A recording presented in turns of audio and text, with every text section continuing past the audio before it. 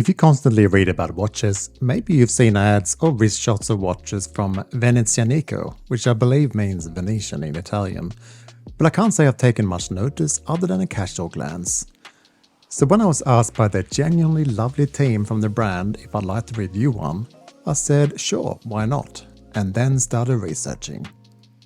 And I don't think there's been more elephants in the forum since Hannibal walked across the Alps to invade Rome. There are some incredibly strong opinions about the early days of the brand, and safe to say there were some Kickstarter mistakes made, and the owners have recognized that and done all they can to work their way back up.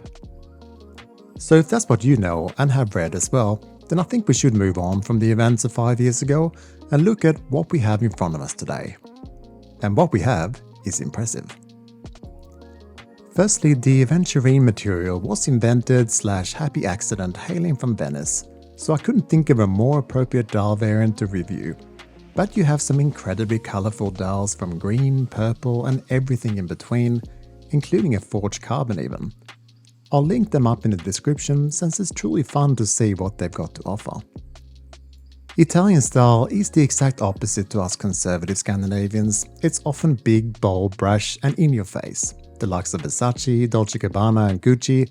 But of course, there are plenty of exceptions in Armani and Prada, and of course, both incredibly flamboyant and classy cars. So from this lens, a 42mm watch with an extra glittery dial, a mirror-finished tungsten bezel, and a bold Renaissance cross inspired by the clock tower of St. Mark's Square in Venice all make sense. Other than trying to capture all the details with my camera, of course. I love to challenge myself away from my austere black and white tool watches, and I could not think of better ways to do so than with this fun brand. Stay with me and let's check out the sum of its parts.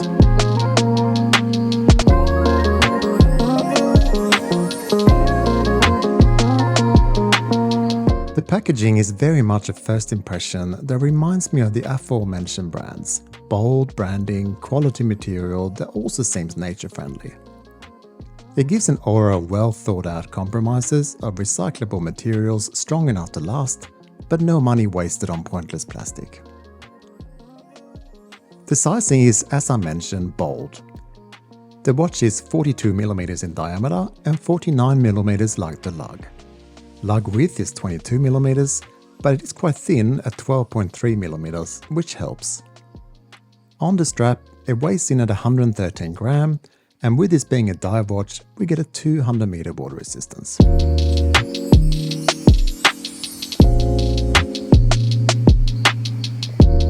A close-up of this dial is quite impressive, and you've noticed that I've paired it with this purple rubber strap, since I think it looks so much more interesting than the bracelet that was also supplied. I have filmed aventurine before, and as you may know, it came about from Venetian glassmakers accidentally pouring copper fragments in glass paste, and they invented this material. But this is a step above with an incredibly jewel-like surface that seems to sparkle even in the dark. There's definitely some magic infused here.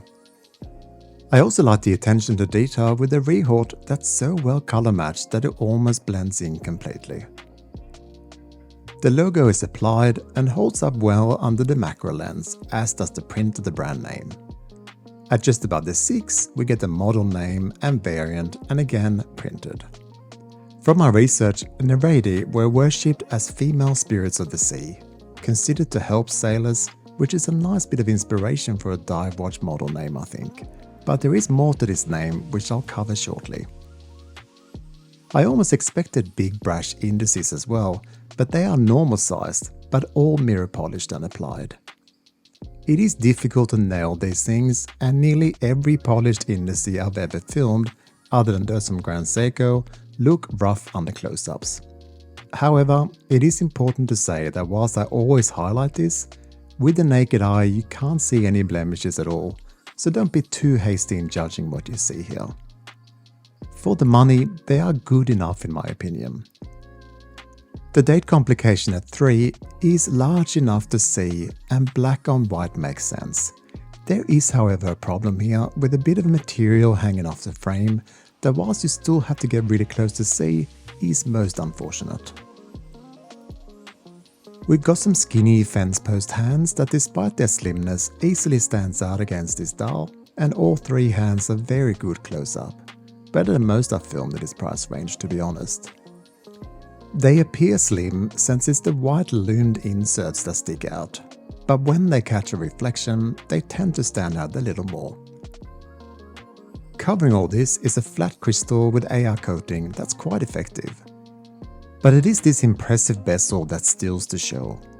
It's a mirror polished tungsten insert, and I kid you not, the 120 click feel is some of the best I have ever felt.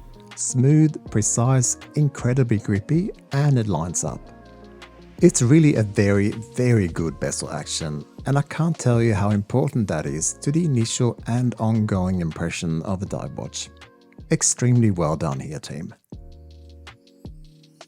Moving on to the case, it's another home run to me anyway. This is a large watch, which I typically stay away from, but the way they've shaped the case to disappear into your wrist and the mix of brushed and polished surfaces is very good. It's almost a little Christopher Ward-like in the shape of the lugs and sides. The signed and grippy crown is also quite excellent. The stages between date settings and time are a little too close for my taste, but that's nitpicking, and I sometimes have to pick myself up from moaning about tiny little things that don't matter to a normal person, so let's move on. Flipping the watch over and we see 6 screws holding a submarine motif in place, which makes sense since there was a submarine built in 1911 in the Venetian arsenal, and it was called the Nereide. Behind this we get the Salita SW200-1, so those of you that accept nothing but Swiss movements are well looked after here, with a quality workhorse movement that you could get serviced anywhere in the world. This rubber strap is made in Italy and signed both on the inside, the keepers and the polished buckle. It's very comfortable and is fitted to the case too, which completes the look. The bracelet will set you back another €85, and for that you get 4 micro adjusts and a 5-link bracelet with screw adjusts, solid end links, and a pretty cool looking clasp with a cross once again.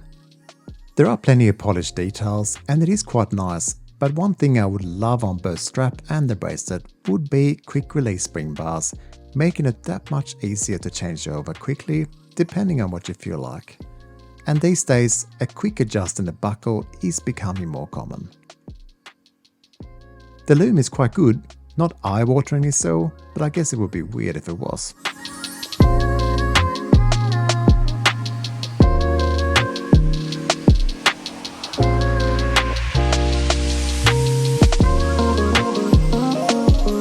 This is a brand worth keeping an eye on.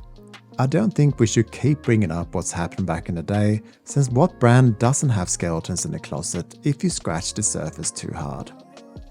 The reality is that the watch I reviewed today is quite reasonable at €848, with an interesting combination of materials used, really fun colors, and a quality Swiss movement, which, whilst I don't find that particularly important, more so than a Japanese Miyota for instance, I know it is important to many. So really it just comes down to your taste and style. Do you like larger eye-catching watches that are also well made and 100 times nicer than the fashion watches of your nearest shopping center? Then you're well looked after here. Once again, I would like to point out that the people I've communicated with behind the brand too have been genuinely lovely. And as I get older, I find it more important to support nice people and nice brands than faceless brands that don't bother replying or engaging with their fans or those of us that market them, other than online magazines and contact us forms that never get answered. You know who you are. So what do you think? Is this one that was or now is on your radar? Let's hope so. Thanks for watching once again, and I'll catch you next time.